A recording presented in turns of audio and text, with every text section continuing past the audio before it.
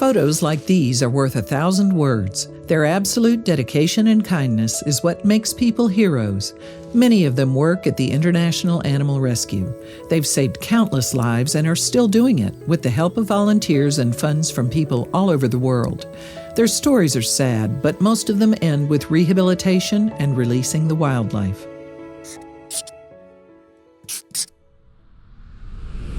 Overcoming the tragedy of the ravaged homes of the orangutans, the rescue group gives them a happy ending. Back in 2013, SYIFA, SIDIK, and ARGITOE RANTING, the men in the iconic photo, rescued many orangutans after their home was destroyed to make room for palm oil plantations. 2 years later, their new home was destroyed again. The new homes of many orangutans were again destroyed 2 years later after they were finally safe. Liz Key of IAR stated that the rescue team has had to contend with smog, smoke, and fires to save the poor animals, but they finally find them new homes.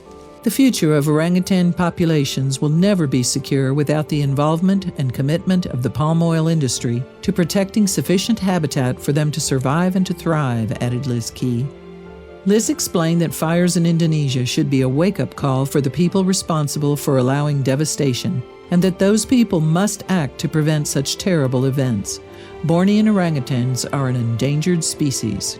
There are only 45,000 to 69,000 Bornean orangutans in the wild.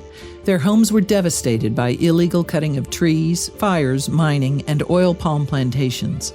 In just 60 years, the population has declined by 50%. Among the victims of the fire, there was an adult male orangutan called Mata, after the name of the village where he was rescued from, Se Mata Mata. His home was decimated by fire, but soon something amazing happened. MYNAH was rescued from the TANJUNGPURA village, which was close to the IAR center in Kitapang. These two were among the 50 orangutans saved from the burning forest. This is what the CEO of IAR said. Alan Knight is the CEO of International Animal Rescue. He explains that the team has rescued nearly 50 orangutans from the burnt forest. The national park provides the prospect of a safe haven for these survivors. Also, if you've not done so already, please subscribe to our channel and click the notification bell to get inspired by these animal stories every day. Now, back to the story. Hoping to save the species, Knight continued saying they are already planning to find a way and cope with further fires during the year ahead, and appealing for funds from the public to help us save more orangutans if their forest home is destroyed. The team that reached the burning forest have seen dramatic scenes where apes suffered from the loss of their home. No more trees to live in and no more food meant starvation, and many of the animals would have wasted away. Large orangutans and mothers with their babies were saved from the cremated wilderness. It was time to gather them all, treat them, and release them in a safer habitat, one with trees and food. Mata was found by villagers feeding on their banana crop after the forest was turned to ash. Thankfully, instead of hurting him, they called the IAR. When the team came to get him, he was trying to hide under the banana leaves. Gail Campbell-Smith is the program manager of IAR Indonesia. She said that a magnificent orangutan like Mata that should be traveling in the top of the canopy but instead has to drag itself across the ground, struggling even to find a standing tree suitable to make a nest. The problem is that if their home is being wiped out, the human-orangutan conflict will also increase. Orangutans are in danger of being killed by farmers as they enter their land in search of food, explained Gail Campbell-Smith. But this much determination and sacrifice from the amazing people at International Animal Rescue would soon be repaid, says Alan Knight. These orangutans now stand a chance of a new life in a new location. Both Mata and MYNAH received months of treatment, and they were finally ready to get their new life. After a long drive to the village of Menkalau, they went upstream in boats deep into the jungle.